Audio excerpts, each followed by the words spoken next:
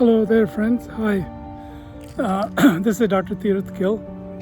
I want to talk about an interesting subject, and that has to do with the act of organizing and its salutary or beneficial effects on mental health. It is seen that patients, when they're anxious or they're trying to process something that is confusing to them, will often engage in ritualistic cleaning type activities. It may also manifest as some obsessive compulsive traits. But they enjoy the process of organizing, cleaning, and seem to benefit. So what if we could actually facilitate this process and teach people how to be more organized? Would that benefit their mental health? So with that perspective, I looked into how we all can become more organized. So basically, this is a way to look at it. All the things that are coming up in your mindscape, all the things that are kind of floating around there, they can be divided into either they're important or they're not important, and into whether they're urgent or not urgent.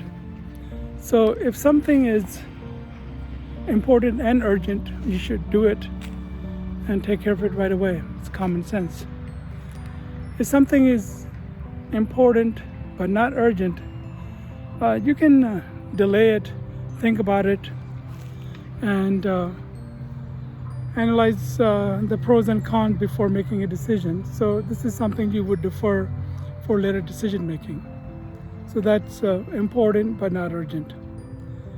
If it's urgent but not important, like you have to drop off the mail or deposit something at the bank or do something that is not that important, urgent but not important.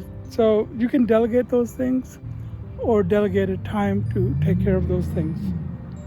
But it's better if you delegate that kind of stuff. And then there are things that are not important and not urgent. And I'm sure a lot of stuff probably can come under that category, but it's something that you have to decide on. The other fact that we have to consider is that time is limited. You can't create more than 24 hours. So we all have that equal wealth that way.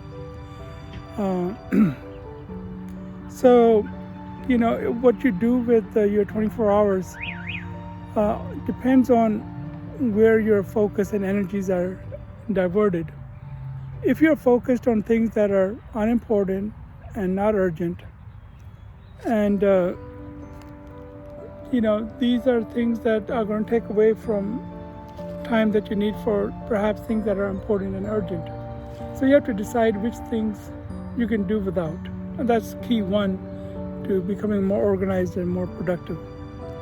In fact, things that in terms of reducing clutter in the home, things that you've not used in a year, you should probably think of giving them away to Goodwill or something like that, because all they're doing is cluttering up your physical space and probably cluttering up your mental space also, because they're just there without purpose. And those kind of things work on the mind. So the other things that you can do also in terms of being more productive and more organized is that set aside, periods of time, 20, 30, 45 minutes, and engage in that activity only and cut out distractions. So how do you cut out distractions? For example, you can, that pop-up window that comes up in your Outlook or other email systems, you can disable it. You can turn off the notifications, and in Windows 10, I looked this up. You go to the settings menu on the lower left, and you choose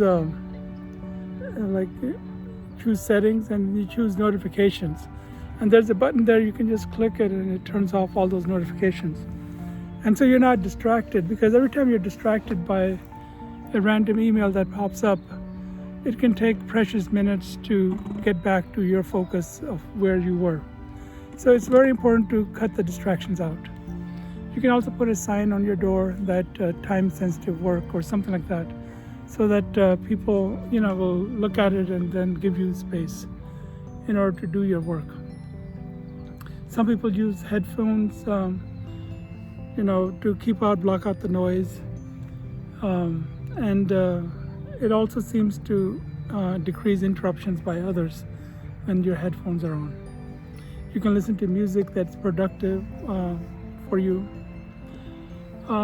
If it seems like the task is very daunting, then you can break it up into smaller tasks and set specific kind of goals, like I will work on this project for 10 minutes and then leave it be, let it be. Do those kind of things, break it up and do it piecemeal at a time. Stay in a good, positive frame of mind, because if you're not feeling good, it's not going to be that much fun. So try to cultivate a positive state going in. So some other pointers are that so being organized, it improves your work-life balance. It gives you more time to do the important things. In terms of increasing time, you can automate a lot of things these days. You can automate your bill payment. A lot of work can be done online. So utilize those things when you have that opportunity. So let me see what else we have here. When you have things sorted out, have a place for everything. We talked about the urgent and important stuff, and then urgent and not important, and then the other categories of work that we discussed. So you can have folders, like a red folder for urgent and important, then a yellow folder for maybe urgent and not important, but you have to take care of it, and then a green folder for those that are important and not urgent, and that on those things, those files. So you can categorize your work that way, so it'll be helpful.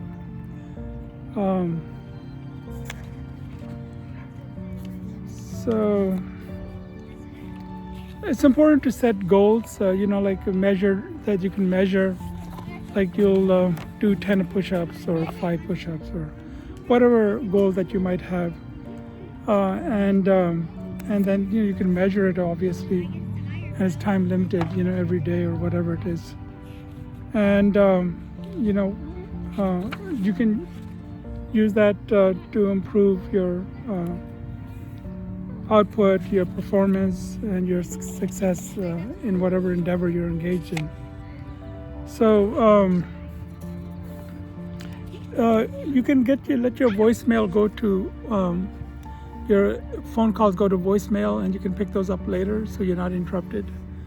You can also decide to answer emails in like a 1/2 hour segment of your day at a certain set time, and then try to make it a pleasant experience. Have a cold glass of water or something while you're doing that, and maybe music. So you'll also probably respond more thoughtfully than if you were to reflexively try to answer every email that pops up. So delegating, that's important. Things that are urgent but not important, you can delegate those. So learn to trust your assistants, other people, family members that work with you. Delegate things to them that you think they can help you with, and then thank them. If they do a good job, say thank you, show some appreciation, do something nice for them as well. So delegating is a good thing, and you should make use of it in order to be more successful, productive, happy, sane, however you want to measure that progress. If somebody asks you to attend meetings and that are not really relevant to your goals, you can, don't agree to everything that people throw in your way. You have to have the nerve to say no when it infringes on your own goals that are in process. So you have to be kind and generous where you can, but learn to say no when you need to say no in order to get your own tasks and goals achieved and done. So build in some good routines that will help with your health. Like set up, you can say organize all your medications for the whole month. You can even get pharmacies now to pre-package them for you, so it has the time and date printed on it, and it dispenses it for that morning or evening by a push button. There's things that you can make your life convenient.